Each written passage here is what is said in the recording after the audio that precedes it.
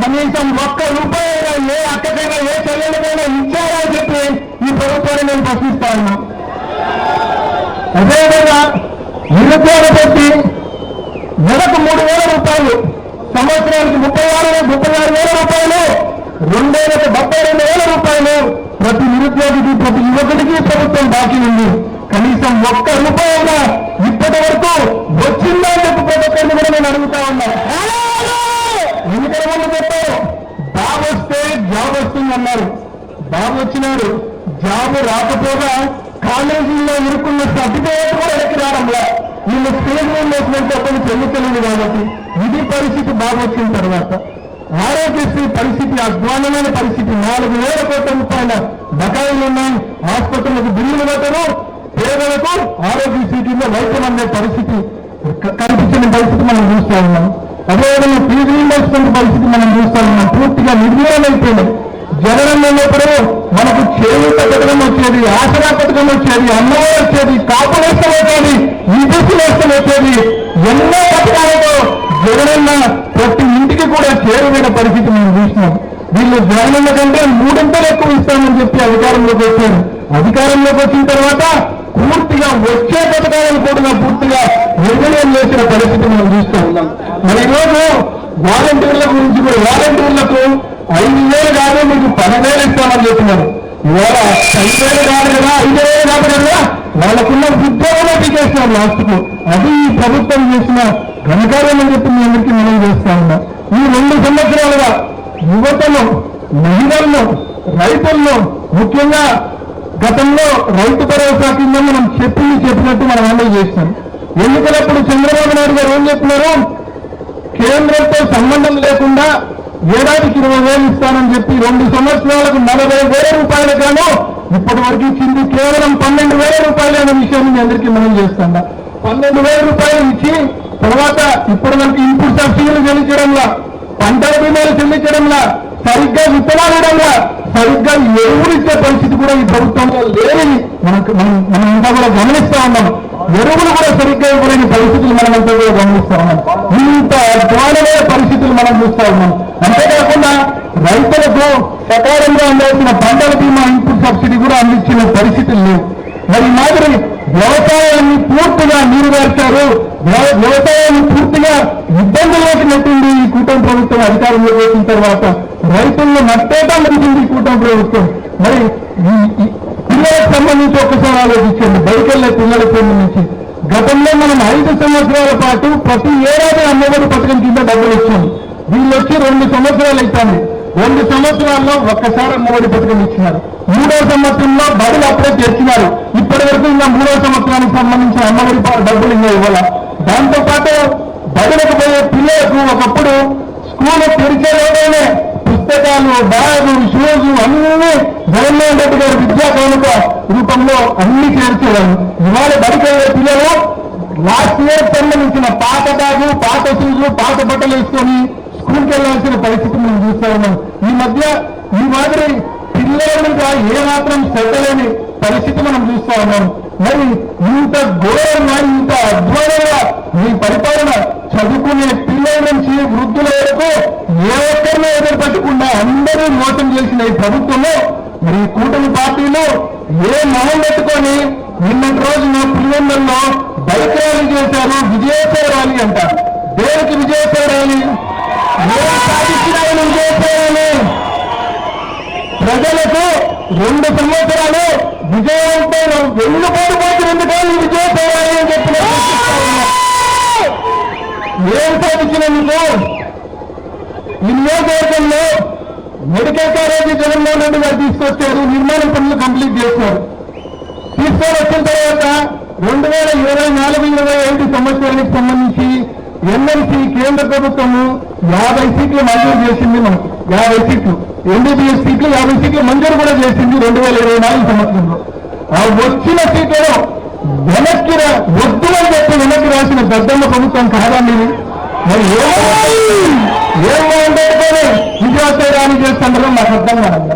జగన్మోహన్ రెడ్డి గారి హయాంలో మార్చి 2024లో అరటి రైతుల కోసము ఇంటగ్రేటెడ్ కోల్డ్ స్టోరేజ్ 25 కోట్ల రూపాయలు పెట్టి కట్టించి ఓపెన్ చేయడం జరిగింది. ఎన్నికల కోడ్ వచ్చింది, ఎన్నికలు అయిపోయినాయి, మీరు అధికారంలోకి వచ్చినారు. అధికారంలోకి వచ్చినాక మంచి యూజర్ ఏజెన్సీని ఐడెంటిఫై చేసి వాళ్లకు అప్పచెప్పాలి. అప్పచెప్తే రైతులు వాళ్ళ దగ్గరికి పోయి పన్ను నిల్వ చేసుకుంటారు. అంతా ఇంత ధరలు స్థిరీకరణ జరిగే అవకాశం ఉంటుంది, ధరలు స్టేబుల్ అయ్యే అవకాశం ఉంటుంది. మరి ఈ మాదిరి మీరు అధికారంలోకి వచ్చిన 2 సంవత్సరాలైంది, అది పూర్తయిన ఇంటగ్రేటెడ్ కోల్డ్ స్టోరేజ్ కూడా రైతులకు వినియోగంలోకి తీసుకోవాలనుకుంటున్నారు. మరి దీనికే మీరు విజయోత్సవాన్ని చేసుకుంటాను. ఇది 2 సంవత్సరాలు పూర్తయినాయని చెప్పి స్పోర్ట్స్ కాంప్లెక్స్ పూర్తయింది. స్పోర్ట్స్ కాంప్లెక్స్ పూర్తయితే వినియోగంలో తీసుకురాలేకపోయినారు. అదేవిధంగా వేంపల్లెకి ఎవరికైనా కూడా గుట్ట మీద కొండ మీద అద్భుతంగా మనం నిర్మాణం చేపట్టిన డిగ్రీ కాలేజీ కనిపిస్తుంది. వేంపల్లెలో డిగ్రీ కాలేజ్ అద్భుతంగా మన నిర్మాణం, ఆ నిర్మాణ పనులు చివరిగా ఆగిపోయినాయి. ఆ ఆగిపోయిన పనులను ఈ రోజు వరకు 2 ఏళ్ళ కానీ ఈ రోజు వరకు మీరు చేపట్ల. మరి దీనికే మీరు విజయోత్సవం రాయాలని చేపట్టారు. వేంపల్లెలో దాదాపు రోడ్ల వైడనింగ్ కోసం వేంపల్లె టౌన్ లో 70 కోట్ల రూపాయలు పరిహారం కింద జగనన్న ప్రభుత్వం చెల్లించి రోడ్లన్నీ మంజూరు చేసి రోడ్ల పనులు దాదాపు 50-60% పనులు అయిపోయినాక మీ ప్రభుత్వం వచ్చింది. ఏదైనా కొంచెమైనా పనులు ముందుకు తీసుకెళ్లగలిగారా అని చెప్పి నేను ప్రశ్నిస్తా ఉన్నా. ఈ మాదిరి ఏ ఒక్కరిని మరీ ముఖ్యంగా పులివెందుల అర్థంలో జగనన్న కాలనీలో జగన్ బాగుతాడు దాదాపు 7,000 మందికి ఇళ్ల పట్టాలు ఇచ్చినారు, ఇల్లు మంజూరు చేసినారు జగనన్న. మరి చేసిన తర్వాత ఆ 7,000లో 5,000 ఇళ్ల దాకా ఆర్సీ లెవెల్, ఆర్ఎల్ లెవెల్ లేకుంటే కంప్లీషన్ లెవెల్కి వచ్చినాయి. మిగతా 2,500 ఇల్లు ఇంకా బేస్మెంట్ లెవెల్లో ఉన్నాయి. మరి 2 సంవత్సరాలు అయితే రాత్రి సంస్థను నిర్మాణం చేయొద్దు అని చెప్పి వాళ్ళని బ్యాన్ చేశారు. ఈ 2 సంవత్సరాల్లో మీ భుజాన్ని వేసుకొని ఏమైనా ఆ పనుల ముందుకు తీసుకెళ్లాలని చెప్పి కుంటే ప్రభుత్వాన్ని కనీసం ఒక్క ఇంటికైనా చేసేయాలని చెప్పినాను. ఒక్క ఇంటికి కూడా పెట్టలేదు. 2 సంవత్సరాల విలువైన కాలం అయితే మన హయాంలో 5 ఏళ్లలో 2 సంవత్సరాలు కోవిడ్ గురింది, 3 సంవత్సరాలు మాత్రమే జగన్మోహన్ రెడ్డి గారికి మిగిలింది. ఆ 3 సంవత్సరాల్లో ఎన్నో కార్యక్రమాలు చేపట్టారు. మరి మీ దగ్గర విలువే కాలం 2 ఏళ్ళు గడిచిపోయింది. ఇప్పటికీ ఏ ఒక్క పని మెడికల్ కాలేజీ అయినా, వేంపల్లి అభివృద్ధి అయినా, కాలేజీ వాళ్ళు చక్రాయపేట మండలానికి సంబంధించిన కాలేజీ వాళ్ళు డ్యామ్ కంప్లీట్ అయిన చక్రాయపేటలో ఇరిగేషన్ సమస్యలు పూర్తిగా కంప్లీట్ చేయడమేనా? మీరు ఒక్కసారి ఆలోచించండి. అన్ని మండలాలకు టీవీసీ నీళ్ళన్నా వస్తాయి, జిల్లాల బ్రాంచ్ నీళ్ళన్నా వస్తాయి, లేకపోతే జీకే నీళ్ళన్నా వస్తాయి. చక్రాయపేటకు మాత్రమే ఈ 3 సిస్టమ్స్ లో ఏ ఒక్క సిస్టమ్ నీరు కూడా చక్రాయపేటకు పోదు. అది ఆలోచించే జగన్మోహన్ రెడ్డి గారు జిఎంఎస్ఎస్సీ హెచ్ఎంఎస్ఎస్సీ లింకేజ్ కింద చక్రాయపేటలో 0.2 టీఎంసీ ఉండే రిజర్వాయర్లు కాలేజీ వాటిని 1.2 టీఎంసీకి పెంచి చక్రాయపేటకు సంబంధించిన నీటి సమస్యలను శాశ్వతంగా పరిష్కారం చేద్దామని చెప్పి జగన్మోహన్ రెడ్డి గారు సంకల్పిస్తే, మీరు అధికారంలోకి వచ్చిన తర్వాత ఆ పనులను ముందుకు తీసుకెళ్లే విషయంలో కనీసం ₹1 పనైనా మీరు చేస్తున్నారు అని చెప్పి నేను మీ అందరూ కూడా ప్రశ్నిస్తా ఉన్నా. Right. Kadapa MP YS Avinash Reddy ర్యాలీలో మాట్లాడడం చూసాం. ఇక కూటమి సర్కార్ 2 ఏళ్ల పాలన పూర్తిగా విఫలమైందన్నారు వైఎస్ఆర్సీపీ రాష్ట్ర ప్రధాన కార్యదర్శి సతీష్ రెడ్డి. పులివెందులలో వెన్నుపోటుకు 2 ఏళ్లు కార్యక్రమంలో పాల్గొన్న సతీష్ రెడ్డి కూటమి సర్కార్ పాలన వైఫల్యాలను ఎండగట్టారు. ముఖ్యమంత్రిగా ప్రధాన స్వీకారం చేసి ఇప్పటికి 2 సంవత్సరాలు పూర్తయితే ఉంది. ఎన్నికల ముందు చంద్రబాబు నాయుడు గారు మరి ఈ కూటమి ప్రభుత్వం ప్రజలకందరికీ అనేక హామీలు ఇస్తామని చెప్పి ఆ రోజు కళ్ళబొల్లి మాటలు చెప్పి ప్రజల ఓట్లన్నీ కూడా వేసుకున్నారు.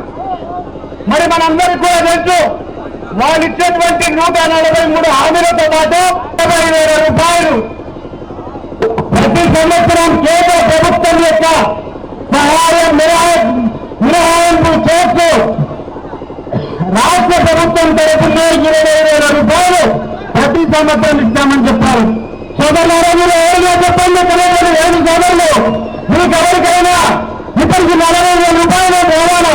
చంద్రబాబు గారు ఇచ్చేటువంటి హామీ ప్రకారం 40,000 నాకు చిన్న సోదరులారా, నాకు తెలిసి 12,000-13,000 కూడా ఇప్పటి వరకు రాలేదు. చాలా మందికి, కొంతమందికి 7,000, 8,000 వచ్చినాయి, కొంతమందికి 13,000 వచ్చినాయి. చంద్రబాబు నాయుడు గారిని ఈ సందర్భంగా నిలదీస్తున్నాం. మరిన్ని అప్డేట్స్ కోసం ఛానల్ ను సబ్స్క్రైబ్ చేయండి. నోటిఫికేషన్స్ కోసం బెల్ ఐకాన్ పై క్లిక్ చేయండి.